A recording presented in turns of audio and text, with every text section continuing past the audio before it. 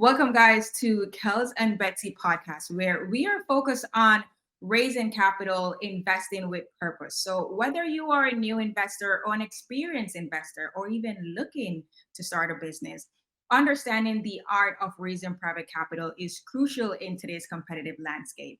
Join us as we navigate the complex realm of attracting investors, securing funding, and building meaningful relationships that fuel your business growth.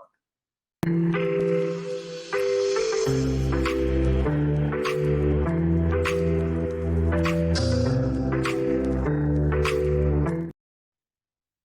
right. Welcome, guys. I'm your host, Kalisha, and I have my co host, Betsy.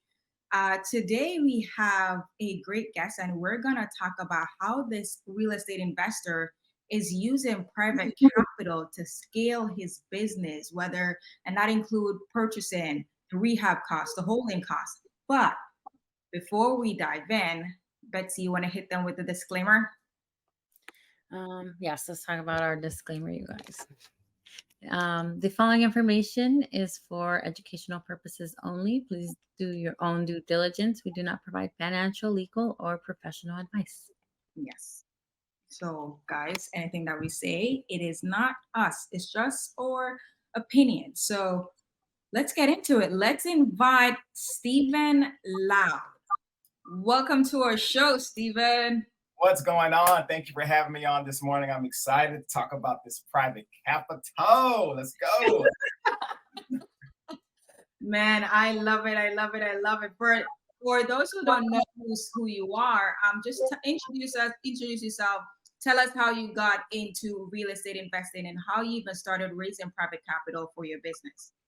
Got it. Yes. So awesome. Yeah, my name is Stephen Loud, and I am a real estate investor here in the Houston, Texas area. And I got into fixing and flipping houses, I would say around this time last year. So it's been a full year, almost 12 months, since I've actually been taking properties down, holding title to them. I've wholesale for about 2 years prior. So I have about 3 and a half years experience of just, doing wholesale and fix and flip. And my first opportunity I got with J partner actually funded the deal. I found the deal, a great deal. It was a short sale deal. And he funded all the money for the hard money loan. The rehab cost, just gave it to me outside of the title company, straight to my bank account. And we did everything the right way. And that was my first time taking title to a property. And I was like, you know what, I'm going to stop wholesaling these deals because these 6-figure checks are kind of good. And, it's been full time since. So if that makes sense. Man, but your progress so far is especially as you said, on social media, you're crushing it. And I've seen when you share all the things that you're doing in our raising private money coaching call with Amy. And then I know with scaling your fix and flip business, even transitioning from wholesaling, how did you transition from wholesaling to fix and flip? That was part A. Okay. Yeah. So first and foremost, people ask me, should I just start doing buy and hold? Should I start doing fix and flips, or should I do wholesale? Me personally, I started off wholesaling. I think that is a great starting point for anyone looking to get into real estate because it teaches you the art of finding discounted properties off market. Without real estate agents, you know how to negotiate great deals. And once I learned how to do that, understand what foundation is, repairs, roof, electricity, AC, plumbing, water heater, structure, flooring, bathrooms, the whole 9 yards when it comes down to rehabbing a property, I began to get more comfortable in understanding what it took to actually get a project from ugly to beautiful. Yeah. And I just started, to believe it or not, lenders started reaching out to me, other fix and flippers and lenders who were flipping property. Look, Stephen, you're leaving money on the table. That is how it happened. That some people have all these complex situations. For me, it was a conversation with a millionaire. And, you wouldn't have thought it, but he's a millionaire. He said, look, man, you're leaving money on the table. You're doing great wholesaling, but you're leaving money on the table. I was like, how so? I'm making $15,000, $20,000 assignment fee. He was like, yeah, but what are they making on the back end? And have you really thought about that? I was like, yeah, but I'm like, I have an abundant mindset. He was like, you have a class B abundant mindset. You know, working for yourself, but you are literally, working. You're no longer working for a company, you're working for yourself. And now you're getting into entrepreneurship, which is the abundant mindset, but you're not even in the you're giving these properties over to people that are making $85,000, $90,000 paydays. And imagine if they didn't have to pay that assignment fee, that'd be a six-figure check, which means that that'd be a six-figure check for you because you're finding your deals. So why don't you start flipping them? And that conversation, it just penetrated my mind. And I was nervous because I was like, man, how am I going to take down properties? I had horror stories about contractors.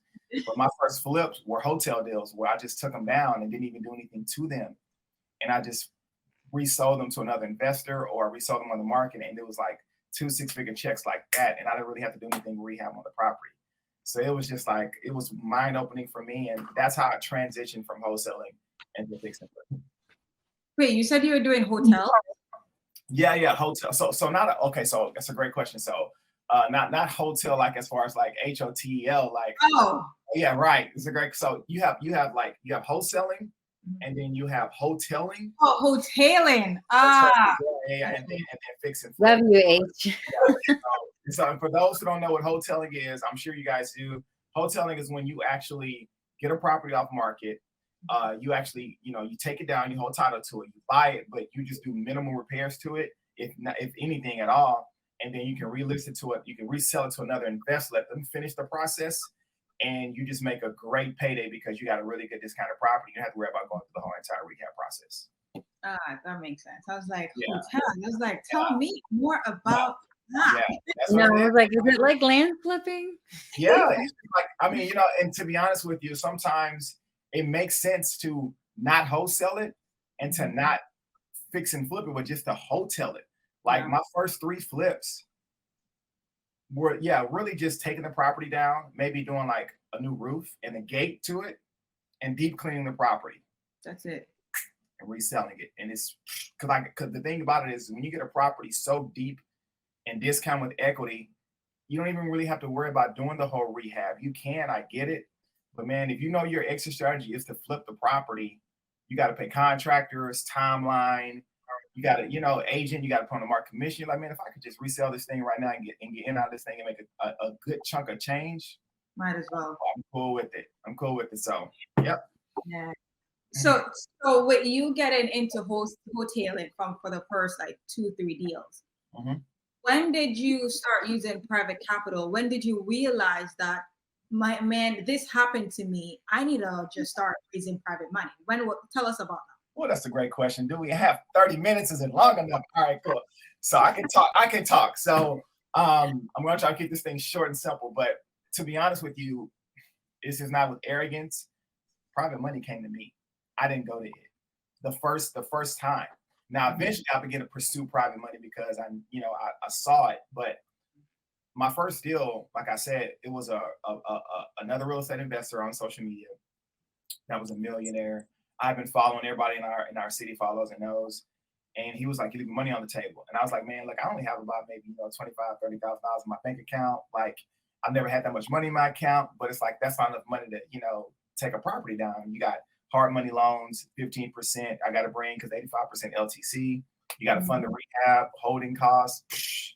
Like, he's like, yeah, I know, but this is what we're gonna do. I got plenty of money. So if you find the deal, just bring it to me. We'll talk about it." So my first 3 flips were on all hard money loans, but JV partners with a private money lender. So with the private money lender on the first deal, it was a short sale. The contract was in my LLC. So the ARV on the property was like $285,000, $300,000. I got that deal on the short sale for $111,000. Whoa! It was a crazy deal, the short sale. So contracted the property. Because it was a short sale, I could not bring my partner on the purchase agreement because the short sale, they don't want that type of stuff. That the banks, they just want a straight buyer and to end it, right? And on top of that, I did not have a real estate agent on it. I negotiated a short sale with the bank on my own. Like, it was insane. So the thing about it was I was pretty much taking this property down in my LLC. So my private money lender wanted to fund everything and split the proceeds with me 50-50. I was cool with it. I wanted to get into flipping. I just wanted to get going. So I had to have the 15% proof in my bank account, 15% of the contract price. I had the rehab budget in my bank account, as well as the 6 months of monthly payments and just some extra wiggle room. So he ended up giving me like about a $37,000 check, cashier's check. And I put that money into my bank account, and then the hard money lender, looked at my account and everything. They approved me. and then we closed on the deal. And then he also funded the rehab and all the rehab stuff. We just worked together on it. He was kind of coaching me as well. We would get price bids back and forth, and he funded everything. And once, the project was done, we sold the home, got the profits and everything. We did our paperwork the right way. And he just got everything back first. And then we split everything 50-50. And we did that on the second deal. So my question is, when you got that first 37K check, yeah, because not a lot of persons want to just write that check. Right. Was there like any promissory note, deed of trust? Was there any written agreement? Okay. So this is what's crazy. So I really used private money before I got into Amy's program. And I didn't even really know like I did it until I got in the program. I was like, you know what? I already have a private money lender. I've already used a private money lender. But I just want to start talking about my first private money lender because, it's Amy's program. I just want to do it the right way. But I was already using private money before I even started, pursuing private money, which is so crazy to me, which is why I feel like, I'm in the right space. I'm supposed to be here because it came to me, So yeah, and that was that check. The next one was like 25K, and it was just different. But that was it, and split the proceeds 50-50, which is another reason why I'm not gonna lie, I haven't really put that one out there because my business model, as Amy has coached us, is that we offer anywhere from 8 to 12%, sometimes 14%. But as doing the 50-50, they're just not a part of our business model. So I've changed my business model from doing the 50-50 split to a percent return. So that's one reason why I haven't really publicized that, because I don't want to attract lenders right now, that will fund a deal and then they're wanting 50-50. Like that's not my model anymore. So that's why I haven't really talked about those deals like that. But what I like is that you were okay at the beginning of doing Absolutely. You just want to get in. Absolutely. But then I'm like, you know what? And then I talked to Amy, Steven, you're leaving money on the table. Like it's always like, I'm like, I keep hearing this, right? So it's like, let me get coached up. I'm leaving money on the table when I'm fixing it, when I'm wholesaling and I'm taking the flips down. And now even when I'm doing the flips, I'm leaving money on the table. Because that was my abundant mindset. Like I'm okay with splitting the pie. But I guess even you're splitting the pie, but you're splitting it a lot. And even with my deal now, my ARV on that deal was like 235, and I got that contract at 90K, and my rehab is 40,000 on it. So my lender lended 132.5 total with the closing costs, and they're going to get I think they're going to get a 16% return. And a lot of my private money people are like, man, Steven, that's a lot. 16% is a lot to me. I'm like, I think that's pretty doable. They're going to get 18,000 back when they lend 132.5. And I mean, that's 150 total that I owe my lender. My ARV is 240. Like that's a good return for them. And that's going to attract more private lenders. And what happen is they make so much money with you. They might be spending on more money and they're like, I'm testing him out with 130. That's so exactly what it is. And tell a friend that's good. Yep. Yeah. That's it. That's it. That was hammer on the nail right there. Like I want to be that guy. Like, you got people out here, like I want to be like the offer pad when they first came out. Like they were just overpaying for the properties, and people stopped selling to real estate investors because they had a higher buyer. Like I want to have a lender like, man, this investor, they're great. They have more experience, but this guy here can close some deals and he's offering a little higher return. More and you get more volume, you got the money, all you gotta do is find the deals. Man, what are some of the, after really learning how to raise private capital, what are some of the common questions that you see that private money lenders ask these days? Great question.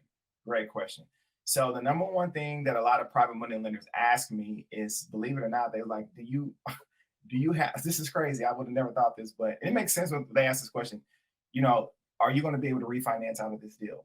Even though I tell them that I'm going to flip this property, it's a flip. They always ask, do you have the credit score to refinance? And I never bring up refinance like that, really. But I'm like, you know what? That lets me know that my private money lenders are always worried about if the plan A doesn't go according to plan, what's going to be the plan B. So whenever you're talking to private money lenders, like when you're taking the deal down, say for instance, if I do want to flip a property like I'm doing right now, as a matter of fact, two of them, And if the flip doesn't go well, if it sits on the market too long, what's your exit strategy?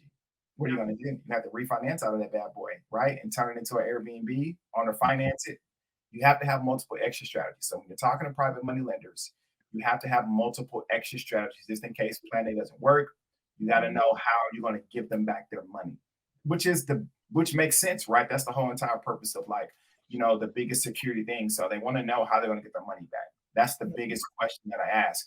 So always make sure that you have very, very, very simple, explainable ways to let them know how they're going to get their return, and let them know that, hey, if this does not go according to plan on the market, we can reduce the price if need be. I don't like incorporating these two in the same thing. I like to make them very separate, even though they're the same. This helps me out as well when I'm trying to raise capital. My exit strategy number one is going to be, if I'm going to sell it, I'm going to say that I'm going to flip the property on the market. And I'm going to put a lot of emphasis on that. And then like I make this seem like it's a completely different option. If it does not sell at that price, option B, right, is to reduce the price and break even, and not walk away with anything, but you get your money back with profit. Yeah. I make that a completely different option, even though it's in the same realm because it's a listing.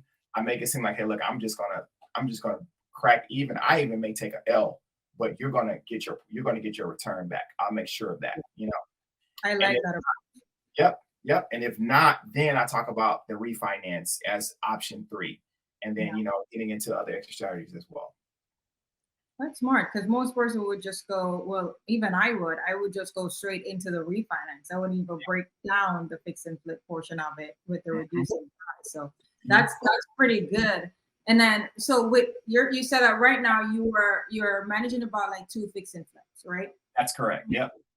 How do you keep track of all the projects that you are doing, in terms of, if you're using private money for all these projects, how are you keeping track? Okay, this loan is due that time. I need to make this payment by the X time each month. How are you maintaining? Got it.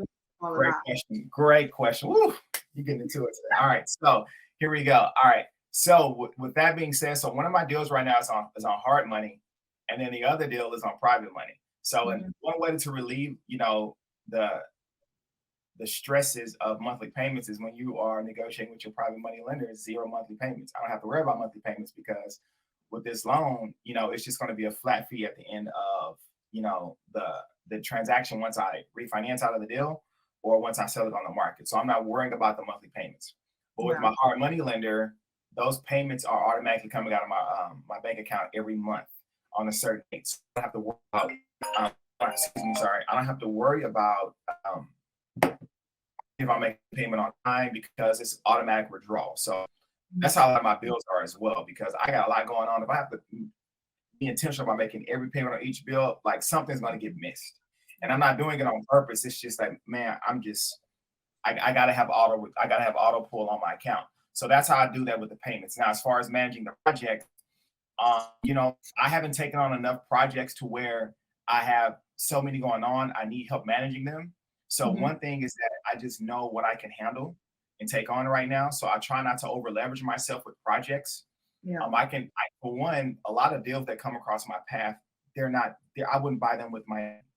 So step one, I make sure that before I even get into these projects, are these deals that that I would buy with my own money. This is other people's hard-earned money. They're citizens, right? They're civilians. They're not institutions. They're people like you and I. These are some of my very closest friends. So before I put anyone's money into a deal, I'm going to make sure that if I mess up, they have a ton of equity in the deal, right? And when I'm managing these projects, I have timelines on when I'm talking to my GC. So for one, I don't manage my project with subs. Right now, I have a GC that manages it for me, and I just have like a timeline. Okay, look, I know we're going to be doing demo, and they're going to be starting the initiation process. So probably within about a week and a half, within the next maybe 10, 12 days, I'll go follow up and I'll go buy the property. And I'll just keep a mental note. For me, it's just a mental note. For someone who has a lot going on, I would try my best to be stopping by those properties every 10 to 14 days, every 2 weeks max, right? Stopping by these properties, seeing what's going on and what the progress is. That way, within a month period, within 30 days, you've at least laid eyes on that property 2 to 3 times. and you have a good GC that's in communication with you. Yeah. And I love to go by the property. I love to have a Google Drive for that address. Say it's 123 Main Street. So I have a folder for 123 Main Street, and then inside the folder, I have two folders. One folder for pictures, and then another folder for videos, right? And then, so with the initial inspection of the property, when I first go over that, I'm going to take all the photos, upload it to that Google Drive, and then I'm going to take video footage of the property, upload it to that Google Drive. And then once, demo and, floor a demo or, rehab is started, I'll go back by the property, take new photos and new videos, and I'll create a new Google Drive folder and call it 123 Main Street Rehab Update number 1. And then I send both folders to my private money lenders so they can see where we started, and they go to a new folder and they see where we are. And that's how I'll update them. And I'll have like maybe 3 or 4 folders throughout the duration of a project. So they can go through each folder and be like, man, like I see the updates. I see, the before and after. And then once the project is completed, I'll send them the first initial folder when I first bought the property. Then I'll send them the last photo, everything updated, the listing photos. And it's just like, bam, right? So I'm continuously always updating them with the projects. And that's how I do it. If that makes sense. That is insane. I think now if you go through my folder, I have it just like that for my first few fix and flips. It's like week 1, week 2, week 3. Yeah. And like sometimes there's no photo. So week 4, no photo. There's a no update. Or there's a whole, but there's like every week, because I want to see how long this project really is. Exactly. And the private money lenders, and I try myself to put myself inside of my private money lender's shoes. Like, what are they thinking? And if I know if I lended out money to someone like that, like I would want them to kind of update me with the progress and what's going on. So you mentioned that what is it called? That you don't pay the fees with your lender. Yeah. Don't you? Do you get like any what's that word, like Pushback? Yeah, pushback when they're like, nope, I need my monthly payment, especially if it's like a 6 You are asking some good questions, man. All right, so man, you're getting into the nitty gritty. So that's great. This is what I tell them. I say, hey, look, that would truthfully and honestly, that would defeat the whole entire purpose of our conversation, Mr. and Mrs. Private Money Lender. The reason why I'm here is because I am tired of the monthly fees. I am tired. That's the whole entire reason why I'm having this conversation. If I want to have monthly fees and dues due, I would just do hard money. But I don't know if you ever taken out a project before. If I'm talking to real estate investors, I let them know. I'm sure they know what that feels like to have that monkey on their back every month. But if I know that, I can get into a project and someone fully trusts me, that's awesome. Mm-hmm. The return is going to be there regardless, whether it's going to be monthly fees or not. But if I have to come up with monthly fees every month to pay interest, it just takes too much equity out of my deals. And sometimes that monthly fee accumulation over time, those fees, it just takes away so much of my profit. So you're not really getting a 14% return. You're almost getting like a 20% return, 21% return over time. And it just doesn't fit my business model. And, I have it to where now my private money lenders, they have capital in their bank accounts or wherever it is. They see the deal. The house is worth 40, contract deal at 90. They'll fund 50 grand in rehab. So 90 plus 50 is 140. They fund the closing costs, which may be another 3 or 4 grand. So now they're in this deal 145. I give somebody a 40% return. 145. Let's do that. 145 times 14%. They're going to 20 grand. So they're going to get back 165. And that doesn't require monthly fees. That requires you having an insured position on the asset, which is going to be a mortgage recorded on title. I cannot resell that property. I cannot refinance that property until I come and give you this $20,000. And I hold up the phone and I show them what they're going to be getting until you get this $20,000. This does not have to be given to you in monthly dues. This can be given to you once I refinance the property and sell it. And you should be hoping that I mess up, because you're going to get at $145,000 of your investment, and you're going to have a equity position. So I think that you focusing on the monthly fees is the wrong thing right now. You need to be focusing making sure I mess up so you can get a 6-figure deal. That's way more important, right? Which I'm not going to do. I'm not going to mess up on this deal because I want my money too. But I also I want to give you a return. So I am changing my business model, Mr. and Mrs. Private Money Lender, to where, the monthly fees are no longer something over my back right now. And, they just fully trust me that we have products. And this is the way, it's going. And to be honest with you, this is why private money lending is so popular now, because people are tired of getting hit over the head with monthly fees. So if you want to be a lender that's going to be charging monthly fees, you're probably not going to last long in this industry for the next few years. You just pitched me. So you need to get used to lending without having to worry about paying the monthly fees, because you're going to be an attractive lender, and all these greedy lenders, they're going to get ate out and sharked out with all these fees. They're going to be gone. These hard money lenders, they're going to be out of here, because you got to understand this too as well. As a private money lender, a lot of these hard money companies, like let's say for instance, Blue Street hard money lenders, what they're doing, they're getting their money from people like you, Mr. Private Money Lender, that have all this money and they just want a flat return at a certain percentage, and they get that money, and then they're the middleman and they lend it out on hard money terms. Yeah. So imagine once the investors begin to cut out the hard money lenders, and they're going to the people who are where the hard money lenders are getting the money from, and they may negotiate better terms with them, even offer them a higher return, and I have to worry about all these points. So imagine once the hard money lenders get ate out, what's going to happen? And that's what's happening right now. A lot of people are finding these bigger lenders, and they're going around the hard money lenders. That's what we're doing right now. We're going around the hard money lenders because we're tired of the fees. Yeah. So why would I go back to something that I'm trying to get out of? Mm-hmm. Man, like, you just pitched me. So that's how yeah. Yeah. Go, Bessie.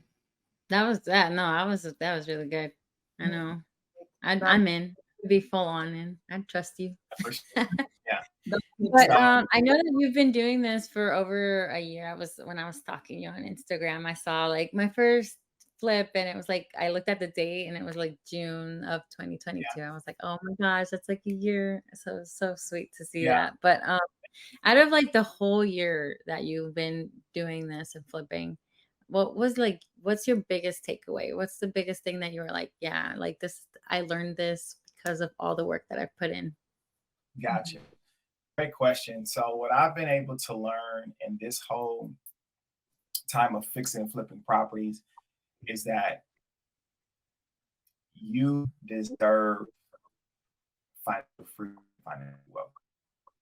And I've come from a background where I thought becoming a doctor, and I have a bachelor's degree. Like I've shadowed heart physicians and ER physicians. I've been in surgeries. Like I wanted to go to medical school. I wanted to be a doctor because I just knew that was the key of becoming a doctor. I knew that was the key to success and freedom. But that was just not the truth. And it was only a vessel to get to financial freedom. But no one else can tell me anything. And I'm going to get to what you're asking, Betsy, so I'm just leading up to it. But once I got into real estate, I realized that there are so many other vessels that you can use to get to that freedom. And real estate is a vessel to get to the financial freedom, to get to that abundance, to get to that, that place in life that you want to get to, right? And once you get there, you're going to be consistently arriving to a new goal, right? So for me, what I realized is I deserve this type of financial freedom. Like I deserve it. I'm worthy of it. Not in a level of I'm supposed to have it because it's supposed to be given to me, but more so a place of like, I can have this. Like it's not meant for me to be broke. It's not meant for me to be poor. I can have an abundant mindset, and I can be financially free and getting into the wealth that I know that I like I'm being poured hard. The big thing was just the transfiguration of my mind, like seeing $175,000 check hit my bank account. Like that hasn't happened in my family, my close family that I know of ever. Like, just being someone first generation going to college, first generation doing a lot of things, and coming into this type of these type of paydays, it was just like, and I'm looking at how much work I was doing, and I'm looking at how lazy I've been and all the procrastination. I'm like, man, if I just really go full throttle at this thing, Betsy, like where would I be 12 months from now? It just every time you get that payday, that paycheck, it just makes me always take inventory over my life, what I've been doing and what I can do next. And that's just, if that can sum it up, Yeah. Whew. Whew. See the silence? That hit. Just let that soak in just a little bit. Yeah. Just let it soak And in. I don't know what time the podcast is going to end, but for me, what I've been doing to do this is for like I told you here, you know, I've gained a lot of confidence because I'm always talking on social media. And I know a lot of people, they love to have social media accounts, no face profiles. You just see nothing but ads, photos, and you don't see their face, right? And I'm just like, I get it, that's fine, no judgments on here. But if you're in real estate, people need to see your face. They need to hear your voice. You need to talk. You need to talk, put yourself out there, and you just never know who's watching you. And document your journey, put it on Instagram. This has been a game changer for me. Documenting Instagram stories, documenting, people say, oh, you're bragging and boasting. You shouldn't post your HUDs. You're going to da-da-da. And it's like, I get it. And I understand that. But when you have a hard money lender or a business partner or a millionaire that sees you posting all your wholesale deals and like you're leaving money on the table, I would have never got into private money if I was never posting my wholesale deals. That's a fact. And I'm about to get down to the foundation here. Post your deals, post your HUDs, hide the documents. I know some of y'all may kind of, feel a certain way about it. This is just me. Hide your name of your LLC, hide all the personal information, show the return, show what was wholesale deal, show this stuff, document it, hashtags, right? Put a lot of hashtags on Instagram because people follow hashtags. So when you post something, it's going to show up. So a lot of private money lenders, they follow fix and flip hashtag, real estate investor hashtag. Put all these hashtags under your post because that post is going to show up on people that aren't following you yet. Okay? Because they're following that hashtag. Yeah. And I've gotten so many people to follow me because of that. And, I'm talking about these things. And next thing you know, you get a DM, Steven, man, I would be interested in getting a return. So once I started talking about private money and posting everything I went with Amy at the beginning of this year, people started hitting me up. And I didn't think anyone was going to. Originally, I was like, man, this is stupid. Like, I look so greedy out here. Look, I'm asking for money, right? Yeah. And all of a sudden, I started posting this Google form on my Instagram store. I said, man, let me get a little bit more direct, just if anybody's really interested. I created a Google form. And I will post the Google form link on my Instagram story. And I've been able to raise so far a commitment like about $600,000. Woot. Yep. And I've got about committed, actually deployed 132, another 35. So probably about 150, 165,000 has been deployed towards, deals. But I have over $500,000 raised right now that people say they want to do it, verbal commitment. But I think for sure, probably close to maybe about a $250,000. So I know my next two deals right now, I can get it funded 100% OPM. No fees, no nothing. They just want to return, and I know I can get that going. At least about probably 500,000 to 600,000 right now in verbal commitments. Man, And just that takes from a Google form on Instagram. That's amazing. Social media has been the key. That's it. If you ask what's been the key, social media. Documenting my journey before I got into private money, documenting, hey, this is me in my office with my bike. This is me in the office with my whiteboard. fake dry erase board I got from Home Depot for $11, right? Like I'm in real estate. Hey, this is me at a property. This is my wholesale deal. Hey, these are squatters at this property. Hey, look at this cockroach at this property I'm walking, right? Just showing people you're in real estate. Like they can look at your profile and smell the property. They can smell the title company. Like you have to be in it, right? And just document your journey.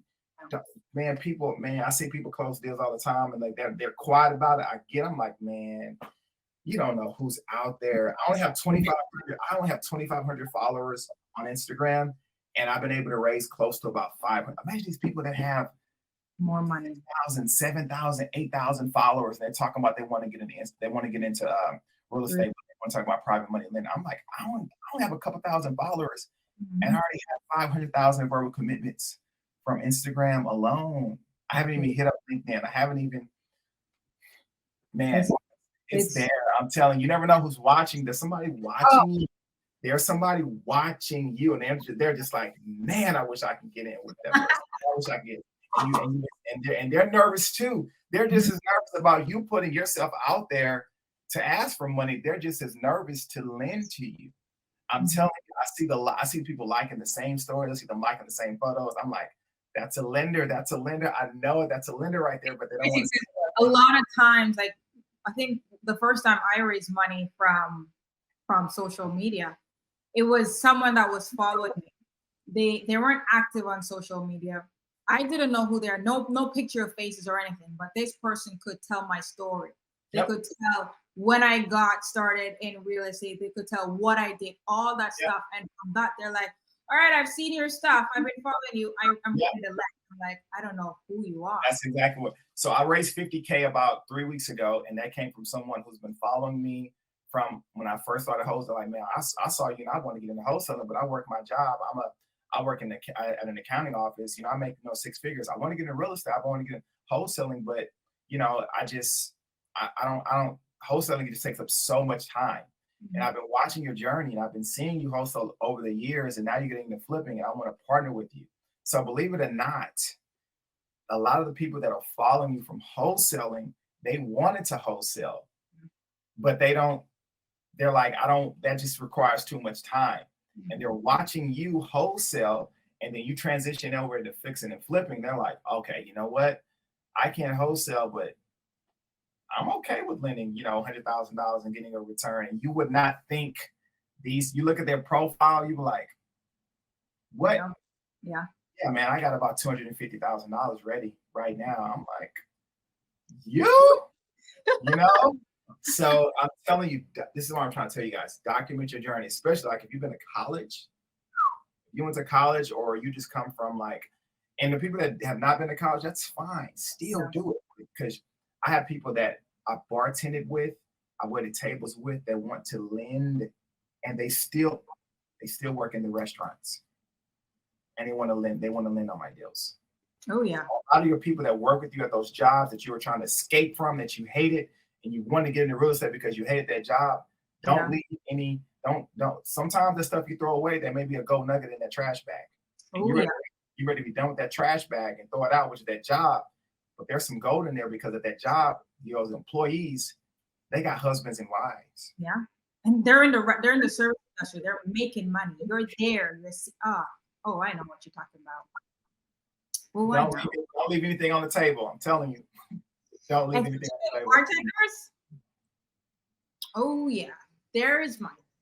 Man, I'm telling you. This was, Stephen, this was like really good.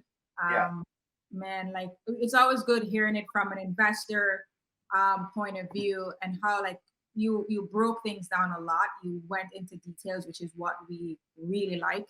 Sharing how you're structuring your deals, how you're negotiating, how you're doing things, how are you finding these lenders as well. Before we even wrap up, how can persons reach out to you?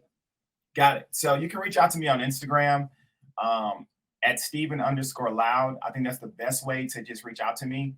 I do have a YouTube channel, which is, Stephen Loud as well.